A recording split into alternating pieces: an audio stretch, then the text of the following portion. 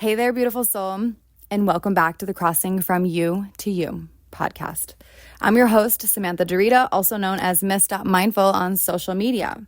Today, I'm about to share with you how to discern between you, all lowercase, lowercase y, lowercase o, lowercase u, and you with a capital Y, lowercase o, lowercase u. How do you know which part of you is speaking? How do you know which part is your intuition, your soul, God? And which one is the voice of conditioning and patterning and your false sense of self? How can you tell the difference? And this has been something that I have been on my own journey to figure out and to learn. And the only way that I can learn this is through experience. And while I can't claim to have the answer, an only way to decipher between you and you, I can share my experience and stories with you on how I've come to hear my soul clearer and clearer, and how I've began to decipher between what is not actually me and what is me with a capital M. And so there's also a reading that I'm going to share on this podcast as well, because it has really helped me to hone in and to believe in myself, capital S, and like being able to hear that. And so I want to share that with you because what works for me could work for you. And I'm just here to share my experience with you in hopes that it will awaken something inside of you. And so I can be honest with you, which I'll always be honest with you in these podcasts, and tell you that it didn't happen overnight and that I don't have it perfected either. My superpower that I've come to know is my vulnerability. Sharing honestly and openly about my experiences, that's all I can do here. So my intention is that through this podcast, through this platform as a whole, that you feel my vulnerability and that it awakens that inside of you and gives you permission to be vulnerable too. And by the end of this podcast, my intention is that you feel better about your ability to discern from lowercase u to capital U. And so I'm excited to share all of this with you. And these podcasts have been really helping me as well, just come into my stuff and to be able to see my stuff and also to be able to share with you, because my experience isn't just for me. My experience is to share with other people, and I just walk through it first and I pick up the tools along the way that I need and that work for me, and then I come back and I share them with all of you. So I will probably say this in every single podcast that I record, and because it's the thing that works the most for me and the best for me, and it's meditation. If you don't have a meditation practice and you're super intrigued by this and you're listening to this podcast and you're intrigued about my journey and my life and just what's been going on in this transformation, then get into some meditation. And I have a YouTube channel that has some meditations on it that I'll be adding more to as well. I can put the link in the description below. But anyways, how can we discern between our false sense of self and between our self, capital S, if we don't have awareness?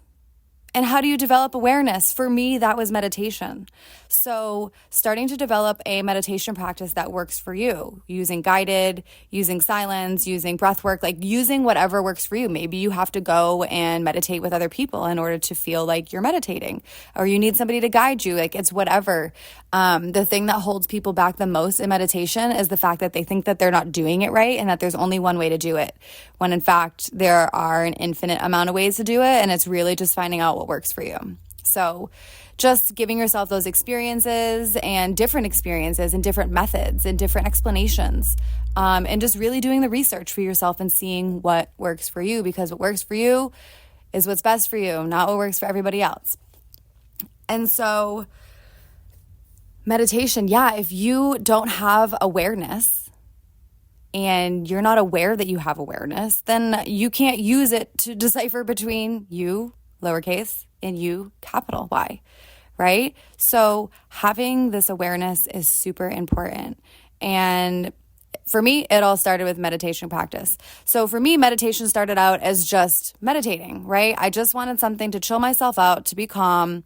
And that's all I wanted at first, was just relaxation. right? From this world that can be stressful and this life that can be stressful sometimes.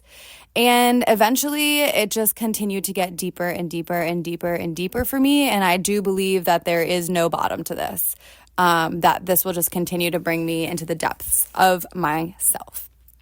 So I first started using meditation, like I said, just to relax, just to chill out. And then I started using meditation. Well, let's not say I started using it. I don't know if I was fully aware of this, but I started to gain awareness. And so then my meditation practice became me training my awareness of like, okay, let's take it off the mind and let's bring it back to my body. Let's take it off the mind and let's bring my awareness back to my breath. Let's take it off my mind and let's bring it back to the sounds, or let's take it off my mind and let's bring it into this conversation. And so I had to develop that awareness and train it. So it was my training grounds. It's kind of like, there's an example that I've read somewhere, I'm not sure where, but it's like potty training a puppy. You know, like we just keep bringing the puppy back to the mat to go to the bathroom on. And when it strays off, we bring the puppy right back. And when it strays off again, we bring the puppy right back. And so we're just training the awareness very gently. Without any force, without getting upset at it, without getting angry at it. And so let's keep going. Where did meditation go for me after that? So started gaining awareness, started being able to train it, and it created this space for me. So it created space between my thoughts. It created space between my reactions and my responses. It just created space between the thought that went off in my mind and then me believing it, or I'm not really sure how to word that. But all I can say is it created space. It was like, I've also heard it called as like a God pause. Just created space so that I wasn't just reacting on these, just these conditioned responses and reactions and these patterns. It just gave me space to choose differently, to act differently, to respond differently, to say things differently, and to really think about what I was about to say and if it was needed to be said, or if I could have changed it in any way and delivered it differently. So I started to become aware of my patterns, my beliefs. And I think that this was very surface level at the beginning, because you can't just dive right in, like you're just becoming aware that you aren't your thoughts. And let me speak about myself. I was just becoming aware that I was not my thoughts. And so it just really slowly and gently allowed me the space to start seeing things about myself and my patterning and my conditioning. And so I was doing that for a really long time, and I was doing a lot of guided meditations. I needed the guidance because my mind was just so untrained that it would just hop on to anything. It would just hop on to the next thought, and I'd forget that I'd be meditating, and I'd be like, oh my God, I just wasted 10 minutes, and I wasn't even, being aware, and I was just letting my mind just be on autopilot. And you know what? That's meditation. Like if you spend 10 minutes in a meditation where at first your focus and your awareness is where it needs to be, quote unquote, needs to be. And then 10 minutes through, you don't even you totally forgot you were meditating. You come back to this thought and you're like, oh my God, I don't even know where I was the last 10 minutes. I sat down to meditate and here I am just not even in my meditation. And then you scold yourself a little bit for it. Or like I used to do that. And you know what? I found out that is meditation. Like when you can become aware that your awareness was on your mind, and then you can be aware of that and then bring it back to your breath or your body or the sounds or the smells, that is meditation, right? That is not like people think that you're doing it wrong. It's not wrong. There's nothing wrong with your meditation practice. It's all a part of your journey and the way that you need to experience your own unraveling of your own self and your own awareness of your own self and false sense of self. So that was my meditation for a long time. I was using Headspace and just different apps, and I was just training my awareness. It was like I was just in school, not actually in school, but in my meditations. That was just my schooling. I was just training. It took me years, right? And I don't know how long it takes you. It's like everyone has their own path and their own journey and their own ability to come into awareness and to train awareness. So I can't say how long it's going to take you, but that's just what it was for me. And So once I had this awareness developed, and I'm still to this day continuing to develop it, and I just keep seeing deeper levels and levels and I want to say layers of stuff. Like it's just an onion that's never ending. And it's really beautiful and really challenging at the same time. So then I started to use meditation as a way to heal myself. A way to feel an emotion, go in, figure out what the root of it was, sit with it, let it come out, cry about it, just really feel it. And so I was just constantly searching for things to heal within myself because I think that's just what innately we want to do. We just want to heal ourselves. We just want to be better. We just want to be lightened, right? And so I was just going in all the time, just looking for things. It's like hide and seek. Like, where are you? I'm trying to find you. Let's go. Get out. Let me bring you to the surface. Let me bring you to the light. And you know what? I did that for a long time. And then somebody told me, well, you know that if you're continuing to look for things to fix, you're always going to find them. And so why don't you just, actually, they didn't even say this to me. They said that to me. Just, you keep looking for stuff, you're going to keep finding it. And I was like, okay. Right. And so then eventually, I don't know like what the timeline of all this stuff is, but eventually it became a place for me to connect to myself, to God, to my soul, to creator, to the universe, to the divine, whatever word that works for you, like fill in the blank.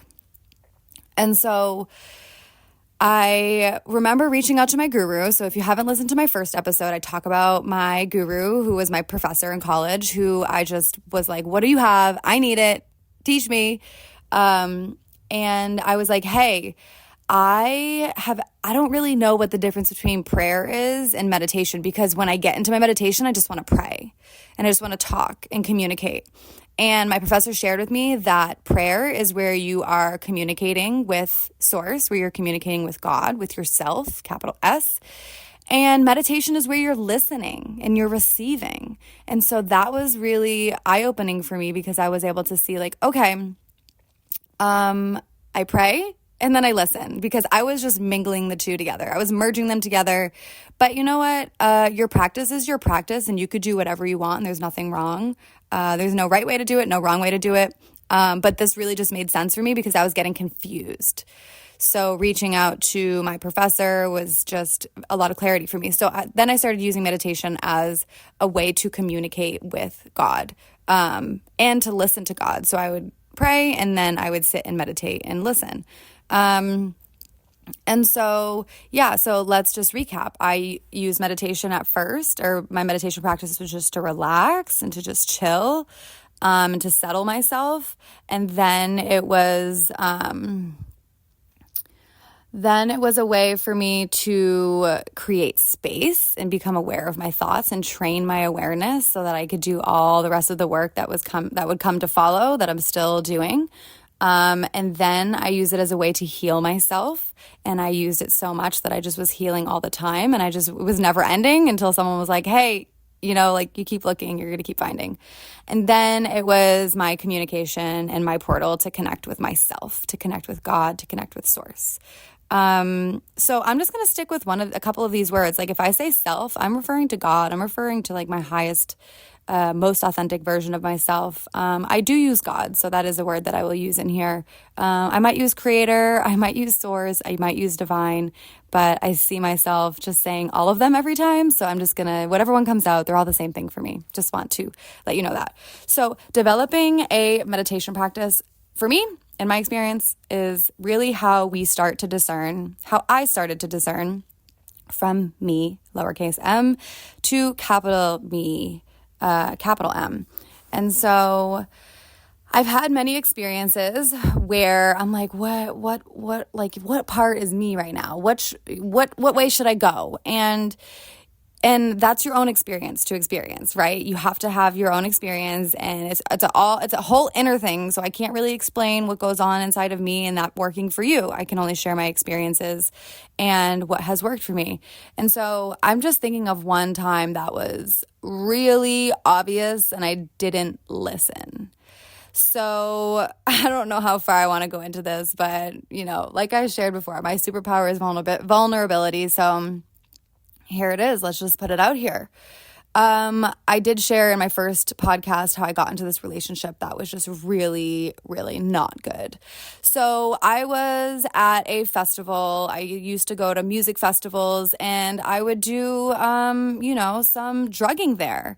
Right. And to this day, as I'm recording this, I have 2.5 years of sobriety. So I just want to throw that out there.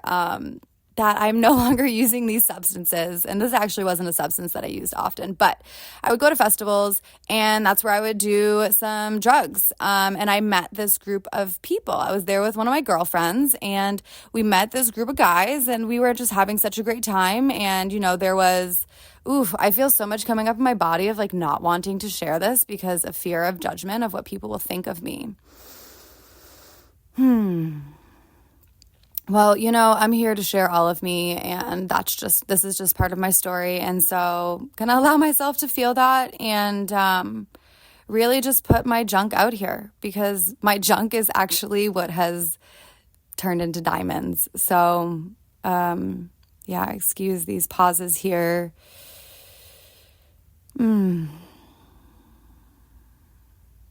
Yeah. Okay. So let's go. There's emotion coming up too. Wow, I'm being seen. You guys are getting to see me and this feels really, I feel really raw and like a hermit crab just out of its shell and it's hiding. This is so interesting. Okay, so I was at this festival and these people were selling. I didn't know they were selling drugs, but they were. And they were giving some to us. And they were just so responsible in the way that they were giving us these drugs and like, don't take too much. And, and I was like, oh, these people really care about us and blah, blah, blah. Just so crazy to look back on, right? But we had such a good time, right? And I felt safe. Like me and one of my girlfriends, we felt safe. And, so, we were like, hey, you guys have Instagram, you guys have social media. And they all were like, no. We're like, that's weird.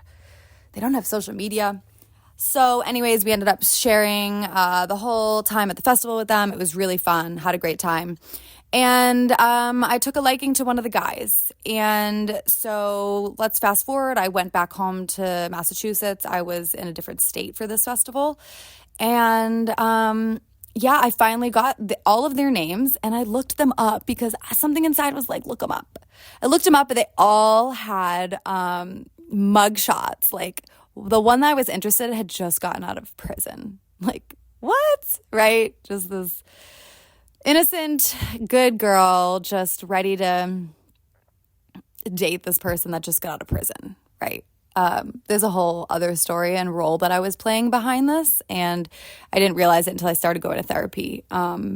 There's always so many stories inside of stories, but let's keep going. So I ended up finding out all that information, brought it to this guy's attention, and like that I knew about it. And you know what? I was like, why don't you come visit? And everything in my body was like, no, like huge no. What are you crazy?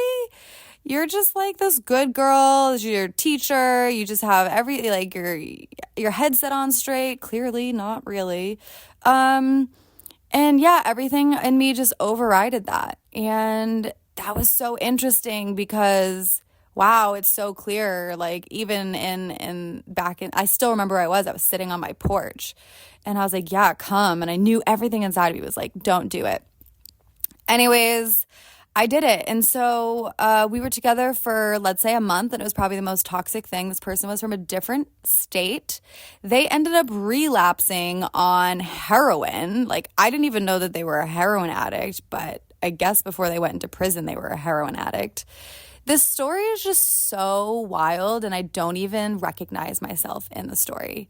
And you know what? So I'm telling the story because sometimes we know what we need to be doing. We know what version of us is speaking to us. We know that we should not be doing something, but everything else in our body is like, go for it, do it.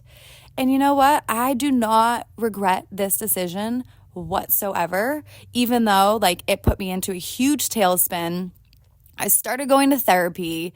I was just in this worst toxic place in my life. I was drinking like every night, which I never thought I would ever do because I always got sick from drinking.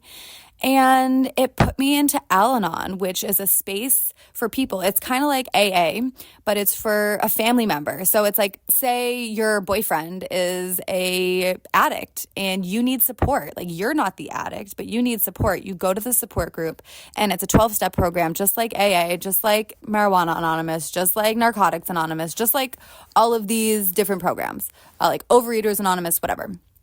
And so it set me up for this huge tailspin that would be like the catalyst for the most change I ever had in my life and to get me where I am today. So, that's why I'm telling the story, because it got me to where I am today, and it put me into I don't want to say so much pain, but it just literally brought me through the ringer that it brought a lot of stuff to the light.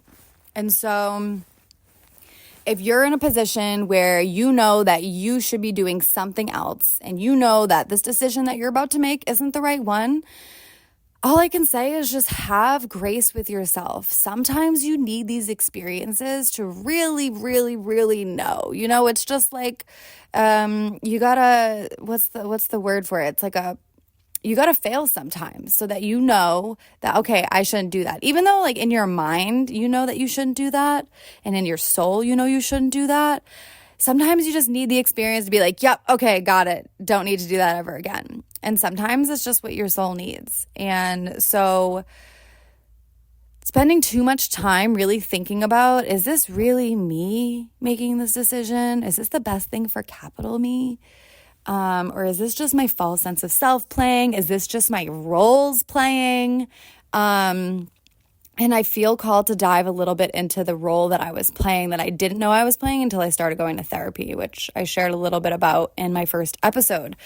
But I grew up in, do I want to share this? Because now I'm like, my family listens to this podcast. But okay, so I grew up in a family of recovering addicts, right? I was born into recovery. There was no drugs, there was no alcohol use, there was nothing in my household. It was really amazing. It's such a blessing, such a miracle.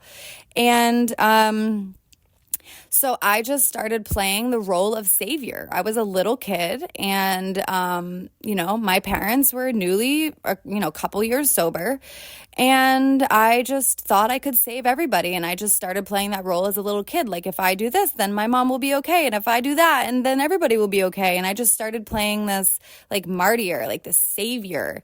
And I realized once I got into this relationship with this guy, it was so obvious, right? I couldn't see it at all. And my therapist brought it to my awareness. She was like, really? You can't see why you got into this relationship?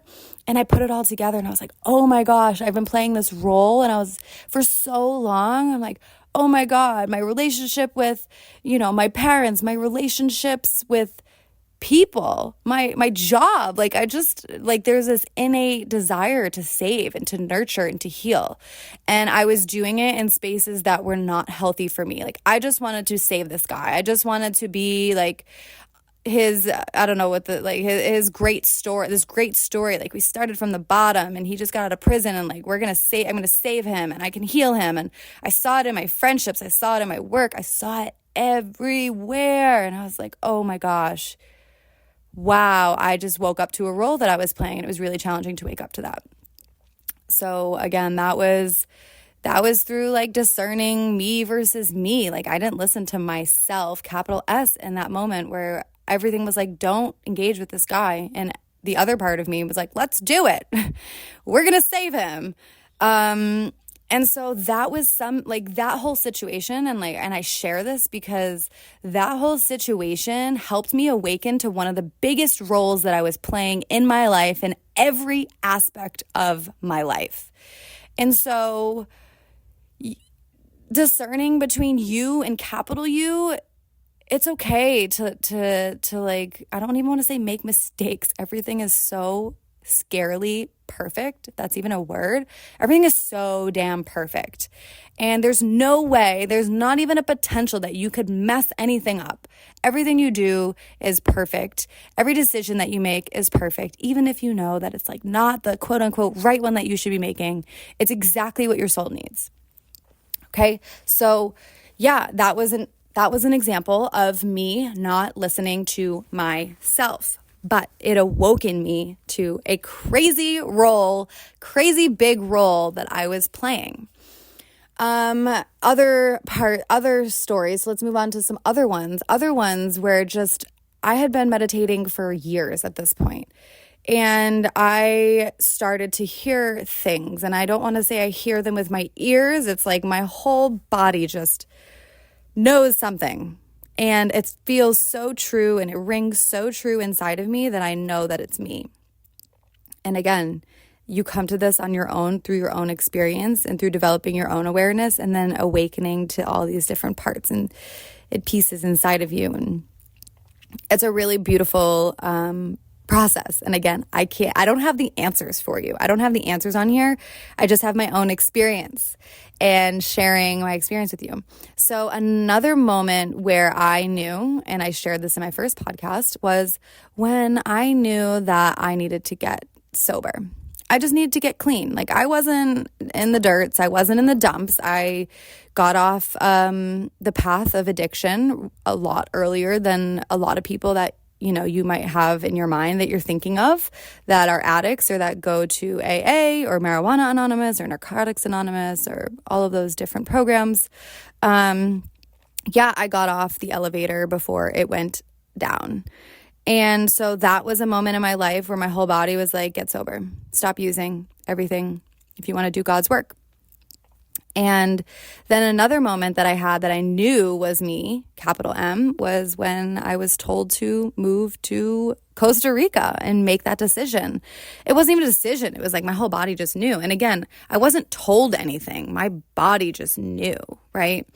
And so, there was only really one big moment where I knew that I wasn't following my intuition, but that was the biggest, that brought me to the most darkest place that I've ever been in, and was the catalyst for the biggest change and for all of this. So if you're going through something and you know you shouldn't be doing it, or whatever the case, there's stuff coming up, you're not sure how to discern between you versus you, just allow whatever's to happen, right? And you do your best. That's all you can do, is to do your best. And every experience teaches you. And the only way you can learn is through experience. Like you can read all the self-help books that you want. You can listen to as many podcasts as you want. You could go to as many talks and speaks and got Dr. Joe Dispenza. Like you can go to all these retreats that you want, but essentially you have to do the work. You have to have the experiences. The knowledge is just knowledge. The knowledge means nothing until you have the experience in your body. And then you're like, oh, I know what that meant when I read this. So having grace with yourself, having so much grace with yourself. And now I really want to tune into where I have been very, very recently, like recently.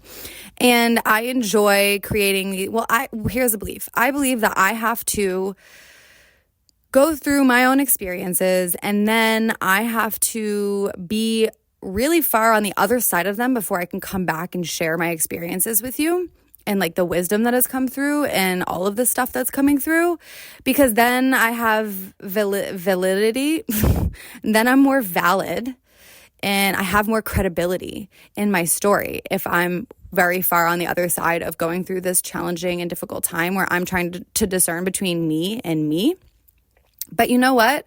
I've come to realize and to know that the energy that I carry inside of my body right now, that's coming out of my mouth and into these words and into your ear and through your phone and whatever, is so powerful and is so charged with this energy that it actually is going to sink in and it's going to feel more resonant with you. Because I don't know, for me, I hear so many stories about people going through all this stuff, and then once they're really far on the other side of it, they come out and they write a book about it, and it's like, but I don't really resonate with you because I'm just still in the junk. I'm still in the gunk. I'm still in in the dumps, and I'm still really going through it. And so I just feel really called to share things that are coming through as they're coming through. And like, I'm still going through this right now, but I have so much clarity right now on what to do. And I was sitting in my bed and I'm like, no, this podcast needs to be made right now because there's stuff that's just really raw and really ready to be shared.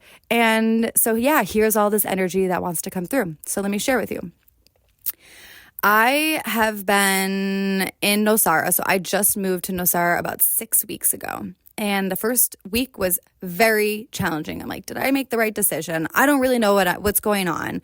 Things are so, I don't want to say unstable in my life because things are always unstable. It's just the illusion that things are stable. But there's just so much unknown going on in my life. And I've shifted so far out of my identities. And my last identity, I don't want to say my last because it's the last one that I am aware of, like keyword there, aware of. And the identity is, that I was a teacher in a school system and that I spent all of these years, all of this time being a teacher, and now it's just gone.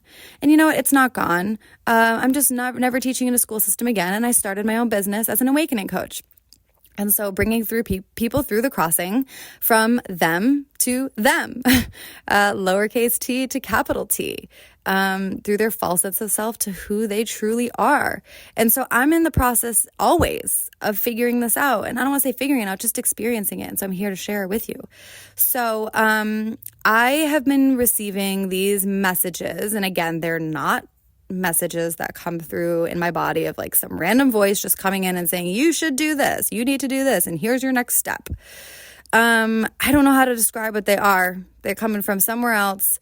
And I know that they're not me, lowercase me, because they don't make any sense to me. They don't make any sense to all my programming and my conditioning. They actually go against everything that I've been conditioned and programmed to believe. They go against all my beliefs. So I know that they're not coming from me, lowercase m. I know they're coming from my soul, capital me. And so what I've been sitting with is I've just been like, the old construct tells me that I have to work really hard. The old construct tells me that I need to wake up early, I need to put in the work, and that's how I make money. And the old construct tells me that if I want to be successful, I have to work really hard. And the old construct just tells me all of these things. And I'm not in the old construct anymore, but I'm working on a new one, building a new paradigm, shifting into a new paradigm. And I don't know what it looks like because I only know what I know from the past, right? So excuse me for like sorting all of this out right here in this podcast. But that's what I love about this. And so I have been coming up against this old part of me. So hold on, let me pause for a moment. I thought that I moved to Costa Rica because I wasn't able to be me, capital M. I wasn't able to figure her out. I wasn't able to get to know her because my false sense of self just kept being fed all the time. And I was just covering her up, capital H. And I didn't have the freedom to get to know her. And she wasn't strong enough. The false sense of self was so strong. So, right, I think that it's the country that I'm in, right? So I leave my country. I think that it's my family just constantly reminding me of this old version of me. So I leave my family and I end up in Costa Rica and I'm like, cool, I just get to live out her now, right? But here's the most effed up thing that I have come into awareness is that all of my programs, all of my beliefs, all of my thoughts, and my whole mental, whatever's going on up there, all of everything in my mental was developed in the matrix. Everything was nurtured in the matrix. Everything that I've ever learned was developed in the matrix. And so now it's not like I realize it doesn't have to do with my country. It doesn't have to do with my family. It doesn't have to do with any of that. Now I'm here and it's me against me. And it's, whoa, like, oh my gosh, it's me against me. Like the only thing holding me back is me. The only thing that's limiting me is me. And the only thing that has control over me is me or capital M, me. And it's figuring out and it's deciphering which one is which. And I don't even have to think about which one is which. oh my gosh, there's just so much to unfold here. So I think that I would like to shift this gear into the reading that I said that I was going to share, because this reading has opened me up to so much, right? I have this part of me deep within me, my soul, that is telling me these things. It's telling me effortless action. It's telling me to relax. It's telling me to do the things that I love. It's telling me to go surfing. It's telling me to connect with people. It's telling me to build community.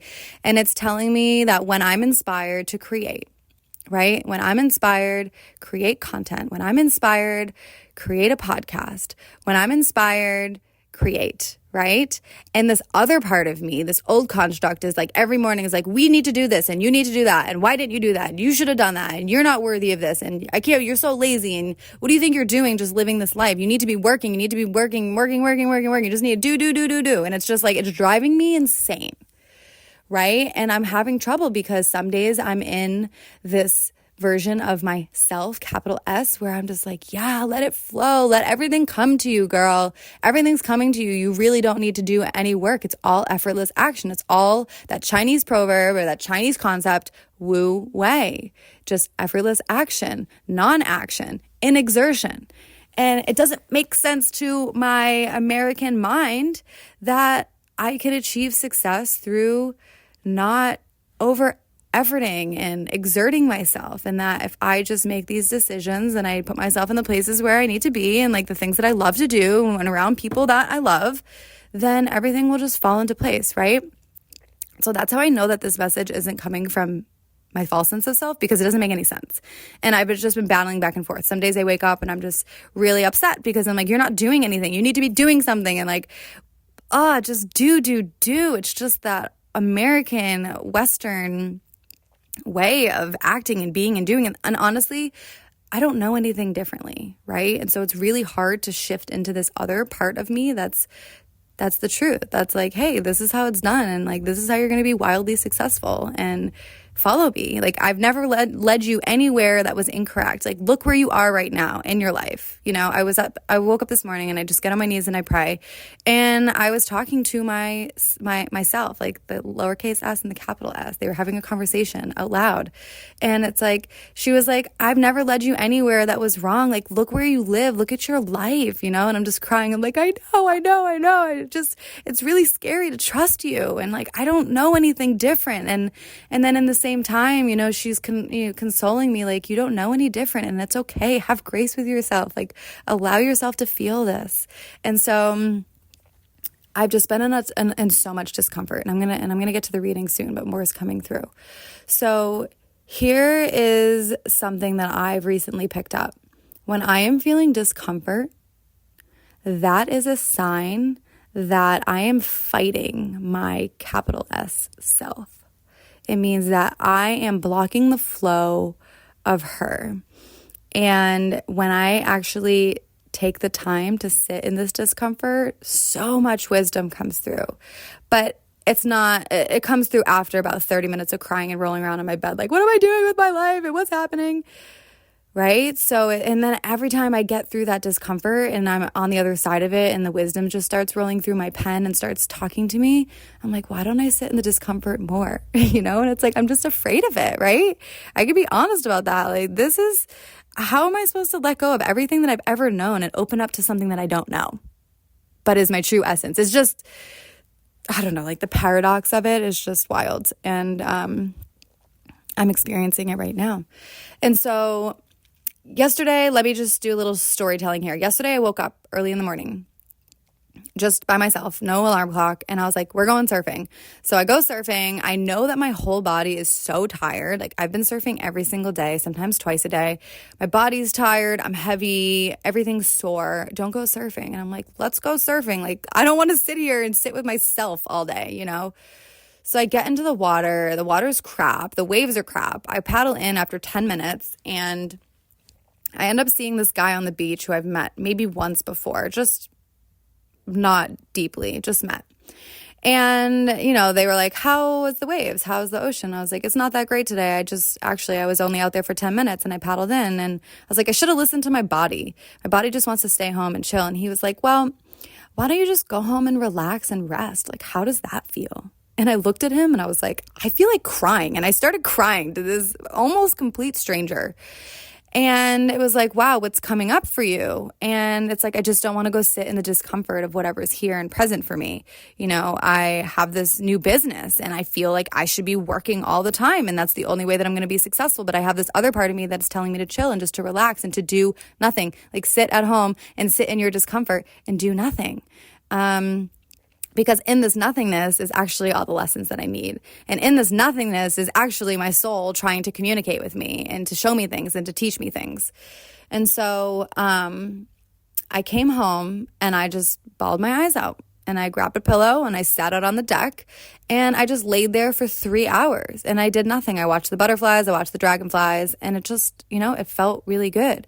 But what I've learned through this experience is that when I come up against this discomfort, all I want to do is distract myself. All I want to do is to find somebody to distract me. I want to fill up my to-do list with all these things to do so that I don't have to sit in silence and be alone and sit with like all the stuff that's going on inside. I don't want to sit in the discomfort, right? So all of this is to say that through the discomfort, when you feel discomfort, this is what I've come to learn. When I feel discomfort, that is actually a sign that I need to lean into it and I need to sit with it, and that it's actually my soul trying to communicate something with me, but I am just fighting it. I'm resisting it because I don't know what it wants to share with me. I don't want to sit with it. It doesn't align with my old programming and my old beliefs. It's something new, and something new is a threat to my false sense of self, to my ego, right? And so, oh my gosh, there's just so much going on here. So if you are feeling discomfort in some way, it's because something is not aligned with your old self. It's actually trying to get you into alignment with your self, capital S. And so I was meeting with a friend the other day and she shared with me this PDF. And it's called The Wayseer. And I would love to share it with you. There is a passage in it that I read the other day, yesterday morning, when I was sitting there for 3 hours. I just felt called to open it, and it spoke so deeply to me that I woke up today and read it, and I read it like 3 times yesterday. And it came into my life at the perfect time. And so if you're having trouble in your life right now discerning between, you and you're feeling like all the ways in which your soul is calling you and leading you to live your life, that it's hard for you and it's challenging for you as it is because you don't know any other way, like I believe that this reading could really help you. And so it's pretty chunky. I'll probably be reading it for like 3, 4, or 5 minutes. And I'm just really excited to share this with you. And I'm going to put a link below for you to be able to access this. And I'll give you all of this guy's information. Okay, so it's called The Wayseer by Garret John LoPorto. It's a vital breakthrough for free spirits, visionaries, misfits, rebels, and pioneers. This is a grassroots movement, and it's just like the name is implying. It's from the ground up. It doesn't follow the normal movements of like political systems and things like that. It's where people come together, they take action to advocate for change. And so it grows on its own. And this version that I've been reading is a free version, and you make a donation. Because this whole movement has a reasoning behind it. And so the whole reason, there's 3 of them. One of them is to reach Wayseers throughout the world and turn them on to what they are. The second reason is to help Wayseers tune into their genius, the way. So the way, the capital Y, like the way, their genius, what lights them up, what their gifts are. So it helps tune them back into their gifts. And the third reason is to create space where we encourage each other to let go of all the things that hold us inside, that keep us from honestly expressing our brilliance. So basically, this is a guide to awakening you if you are a Wayseer, and if you're curious about this, you'll have to tune in. Only 10% of the population are are Wayseers. And it will walk through like if you're a Wayseer, and it's really, really beautiful and magical. So I would like to read this to you, and it's just so it's on page 89, and it's called Your True Will. You have one thing that is more powerful in your life, that is more powerful and affecting any change you want in your life than anything else. It is more powerful than your intellect, more powerful than your resources, more powerful than your social status or your cultural status or your societal status. More powerful than any machines or any plans you can invent or borrow or steal or be given. There is something inside you that is ultimately powerful, and what that is your true will, because your true will comes with it the providence of God. Your true will, when you discover it, is in alignment with divine providence. When you discover your true will, what you are tapping into is your faith, is your destiny, is the greatest realization of who and what you are. And with that comes amazing assistance. This assistance was called providence by the founding fathers. In the hero's journey, Joseph Campbell called this assistance invisible hands. You will notice that in every hero's journey, the heroic stories that you see in the movies or read in the books, miracles happen all around the hero to help them accomplish what it is they are called by providence to accomplish. Through the character arc of the adventure, divine providence becomes what the hero wills. What the hero learns they truly want, what the hero discovers is their true will is rarely a selfish act. We don't cheer for heroes who just want to aggrandize their own egos, or heroes who just want to indulge themselves with comfort and luxury. Those are not real heroes, and they don't win in our hearts. We cheer for heroes who have a greater purpose, and so you too have a greater purpose. In your heart, there is a purpose so great it calls upon the allegiance of all God's angels to help you accomplish its aims. But also inside of you is what many religions have called the devil. The devil is your anti-will, your counter-will. That anti-will is designed to keep you down. That anti-will is designed to obscure the true will. This anti-will could be called Antichrist. Because what is Christ? One who heroically stood up for the will of God. This Antichrist could be called anti-American, because what is truly American? What is truly American is heroically choosing to stand up for freedom, equality, and divine providence. So you too can stand up for your own inner divine expression of God in your life. You can stand up for the greatest expression of divinity and pureness and genius in your life. I was given a message today that the production of genius is the product of enthusiasm.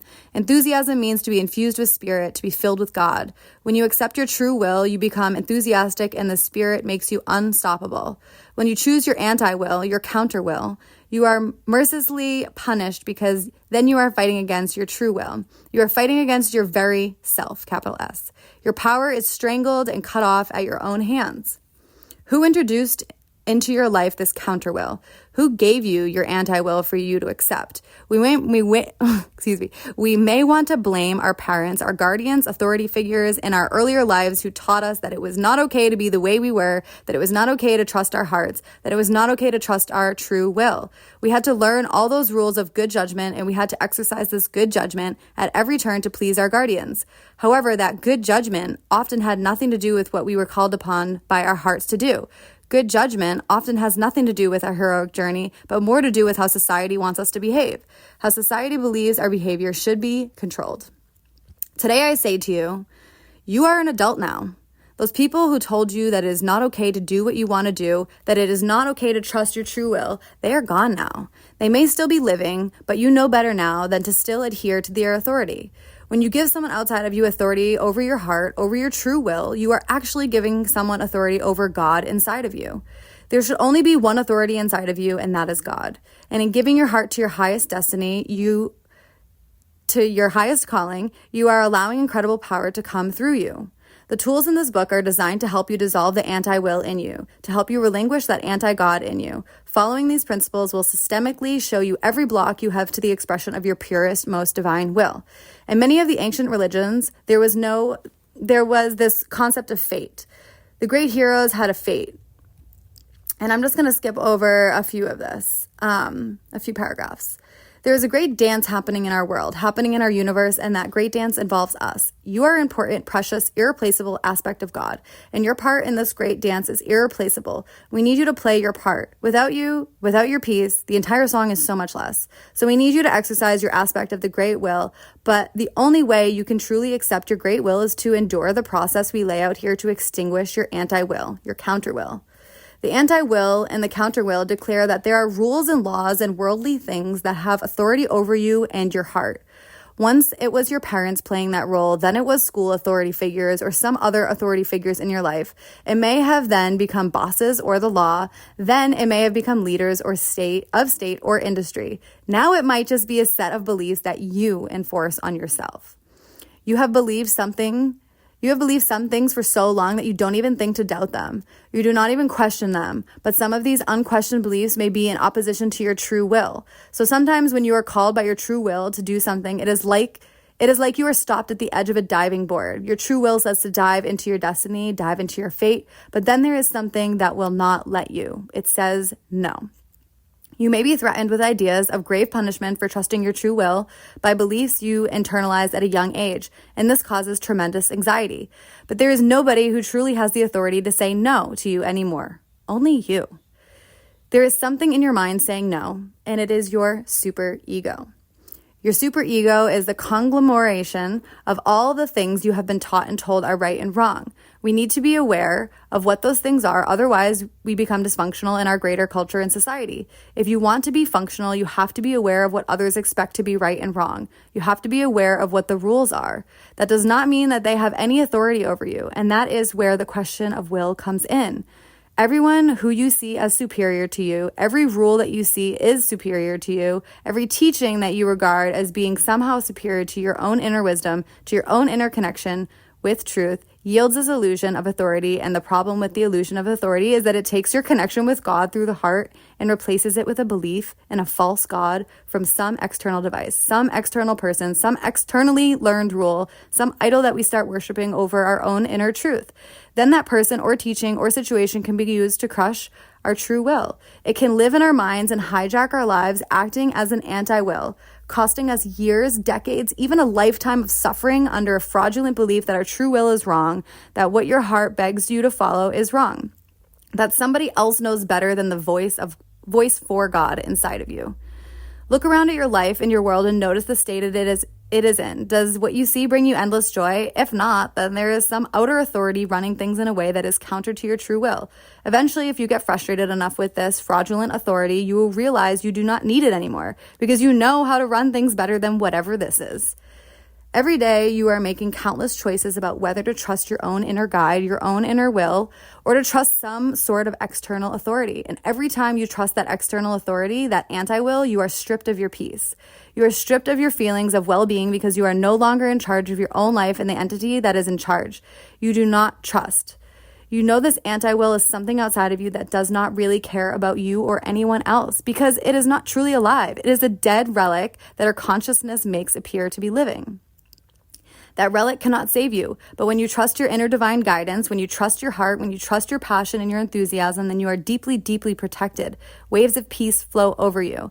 You may think, there is no good reason for what I have chosen. There is no rational basis for what I am choosing, what I am willing. But at the same time, in that irrationality and lack of sensibleness, there is this infusion of great spirit and power. You can feel it and you feel okay. In that moment, you choose your true will. You become invincible for as long as you are choosing it because you are tapping a power that is far beyond any of us as individuals. The moment you second guess your true will and look for some external truth, some external data, something to corroborate and validate what our hearts are leading us to, we take the authority from inside. We take the authority from within our hearts. We take the authority from God himself, and we place that authority with whatever that false God is. Then we are disconnected and we are fighting ourselves in fear and confusion. This approach to life will hollow you out. It will leave no stone unturned in you because everything you do, everything you give will push against and push through your anti-will. Your anti-will will try to shut you down. Your anti-will most of the time is merely suspicious of your activity. constantly making sure you are staying within the secure prison of its rules and dictates. As you start choosing your true will, as soon as you take your authority away from the anti-will and you give authority to your true will, the anti-will becomes outright vicious towards you. The anti-will will throw everything at you it can to make you doubt where you are putting your authority now. And you will have to endure that. But the way to endure it is to look at what it is throwing at you and ask yourself in every moment, what is it you truly want? If this were my last moment here on earth, what would I choose? Because in that answer is your true will. You know when you are trusting your true will because you feel completely naked, you feel completely vulnerable. The rules are no longer protecting you. Your anti-will is no longer protecting you. The anti-will lives in your ego, and your ego has withdrawn protection. When you have said to your ego, when you have said to your anti-will, when you have said to all those external rules and authority figures that have infected your mind, I no longer need your protection, for there is one greater that will protect me. Then you are in a place of grace. Then you have become you, and you are no longer living out the programming of your past. You are no longer a droid just doing what it is programmed to do. You are a living heart, and in that living heart, you are accepting divine providence, which is a kind of divine protection. It's an experience of faith that some may never get to know, but you will, because you can choose it now. You can choose your heart now. You can choose to opt out of the protection of your ego's anti-will. The protection of your ego is like extortion. It is like a monster that comes to you every day and extracts you from the greatest moments of your life in exchange for protection from itself. Eventually, you need to turn to a higher authority. Eventually, you need to turn to a form of protection that does not require for you to sacrifice every great thing that you could do with your life. So now, every time you are called upon to make a choice, every time you are called upon to become the real you, to be a more authentic you, realize that you have a choice about what will be your protection. Will you choose all of the rules, all of the external authority, all of the dictates of your society to be your protection, or will you surrender to a higher authority? Will you finally honor the authority in your heart and have faith to discover that the providence, the divine protection that this heroism earns is so much more subtle, but so much more powerful than anything the world could ever offer you? And with that, oh my gosh, when I read that, and as I continue to read that, I just feel so much trust in my body of like what this part of me is telling me to do, what it's guiding me to do, and that I have the protection of God, and that this is my true self, and that this thing will never lead me in the wrong direction.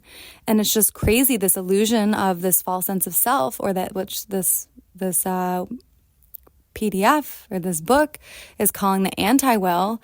It's like, that's what I've been giving myself, like that's been protecting me, quote unquote, my whole life, but it's really been keeping me caged. And so I'm in this point in my life, and I've been, it's always happening where I'm trying to, discern from me versus me. And it just became super clear.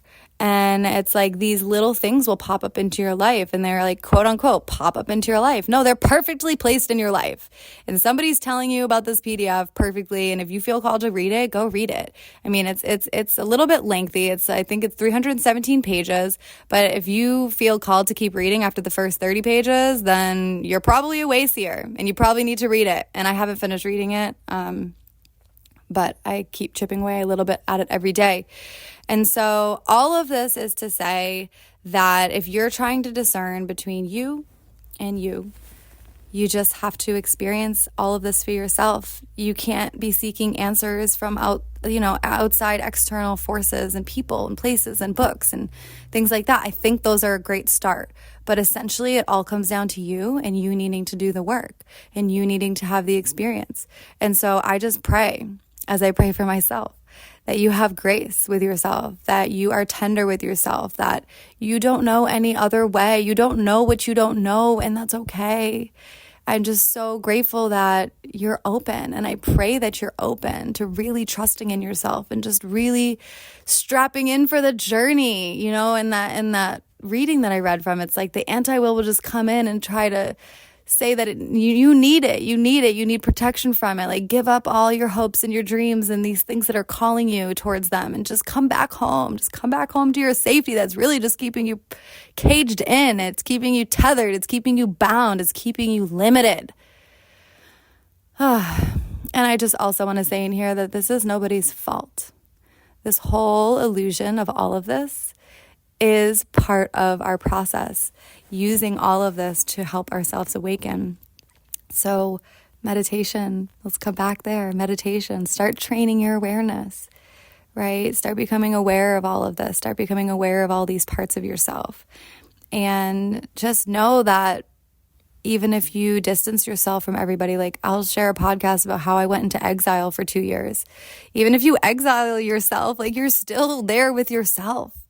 And all of that has all been developed in the matrix. It's all been developed in society and the culture and wherever you came from, and your family and your friends and your school systems and different authority figures. Like everything's been developed at, when your mind is the most fertile when you're young, and all of it's developed between the ages of 0 and 8, most of it.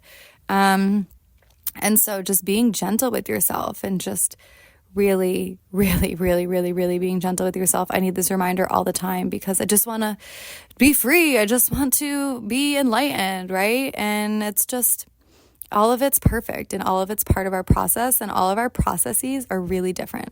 So I hope that you have extracted something from this podcast. Again, it's not the answer for you, and it's not going to be the answer for you on how to discern, but I hope that it just gives you permission. I hope that you give yourself permission to make quote unquote mistakes, to trust your intuition, to not trust it, and then be able to have that experience of like, oh my God, I didn't trust my intuition. And you only get to know yourself deeper through your own experiences, and having the awareness to be able to observe and witness yourself is the way to do it.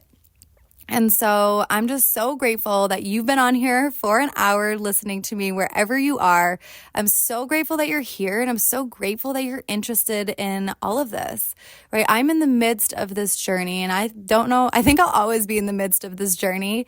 And I'm just really grateful that I am able to come on here and be vulnerable, and like that you accept me and you hear my stories and you get to pick out whatever works for you inside of them, because my experience, and I know this based off of my gene keys, which is connected to human design, is that I'm a well of information, and I'm collecting all of this, not for me, but to go back and to help others and to collect it for you guys. So thank you for allowing me to share my most vulnerable self with you, to share the wisdom that comes through, and also to be learning and processing and figuring my own stuff out on these podcasts, because nobody's perfect, and I don't claim to be perfect, and I'm never going to claim to be perfect. I am imperfectly perfect, and I'm just can't say it enough. So grateful. Thank you so much. If you liked the podcast, give it a rating, give it a comment, whatever you're able to do here with that. Share it with someone that you think would enjoy it. And please reach out to me on Instagram. I'm miss.mindful, and I am an awakening coach. And so I guide people through the process of going from unconscious living to a awakened purpose. And there's so much here, and I have so much experience, and I'm continually placing myself in spaces and putting myself at the edge of my comfort zone so that I can continue to be a well of information and to continue gaining this wisdom through my own discomforts and through my own experience. And I'm here to share this with you, and I'm here to help you through it, and I'm here to be a mirror and a guide that just is here to say, like, just take a step further. Because once you go from unconscious living, which is all programming, and you step out into awakening and you continue to awaken, there's a million different ways that you could go, and you don't know which way to go. And when you have a guide that's already been where you've been, it's so much easier to not run back into that old world and be like, I'm done with this. I need to go back. I don't want any part of this. But truthfully, you're awake for some reason, and I'm just here to be a light to help guide you and to guide you through this process. And my coaching goes through 3 phases. It's the clearing, the crossing, and the creation. So we need you. Like, the world needs you. You are so freaking important. And so keep trusting yourself, no matter if you're not trusting yourself and then realizing, oh, I didn't trust myself, or you are listening to yourself. Follow the desires in your heart, because that is essentially your guide. That is your roadmap. Okay. Trust yourself, trust yourself, trust yourself. And as I say that to you, I say that to me. Trust yourself, trust yourself, trust yourself, because you know. Just got to let go of everything that you, lowercase u, knows, and open up to what you know, where all the information is located. So I'm sending you so much love. Again, reach out to me. Let's have a conversation in the DMs. And if you're interested in working with me, there is a link in my bio. I can throw it here too in the description. And let's connect. Let's see where you're at. Let's see if I can be of service to you, because that is essentially my role here, and my gift here is to come back and to help others through the crossing. And so, yeah. Leave a comment, like it, review it, send it to a friend, say hi to me, and I'm sending you so much love, so many blessings. Thank you so much for tuning in.